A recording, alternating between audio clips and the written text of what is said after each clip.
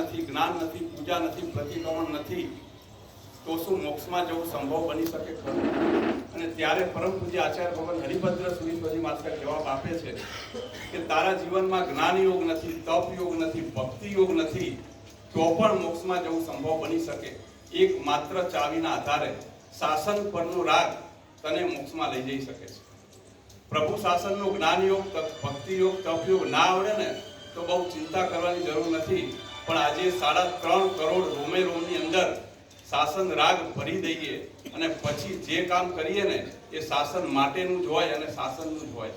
હો ગઈ है पीर पर्वत सी अब तो पिघलनी चाहिए, बस अब हिमालय से कोई गंगा निकलनी चाहिए, आज ये दीवारें पर्दों की तरह हिलनी चाहिए, मेरे सीने से सही या तेरे सीने से सही, बस जिन शासन की ज्योत जलनी चाहिए, जिन शासन की ज्योत जलनी चाहिए.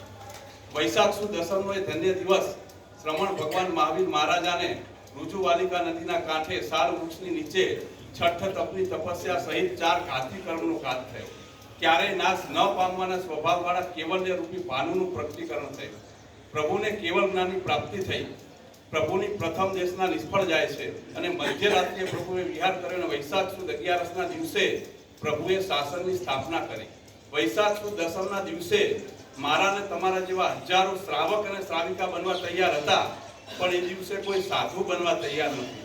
માટે પ્રભુએ વૈશાખ સુદ દસમના દિવસે શાસનની સ્થાપના ના કરી અને શાસનને એક ક્લિયર અને કટ મેસેજ આપી દીધો કે સાધુ વગર શાસનની સ્થાપના શક્ય જ નથી. જે પોતાના માટે જીવન જીવે અને સ્વાર્થી કહેવાય, જે પરિવાર માટે જીવન જીવે અને સ્વજન કહેવાય, જે સમાજ માટે જીવન જીવે અને સજ્જન કહેવાય, જે દેશ માટે જીવન જીવે અને શહીદ કહેવાય, અને જે સર્વ જીવોના કલ્યાણ માટે જીવન જીવે ને એને જીન શાસનના સાધુ ભગવંત કહેવાય.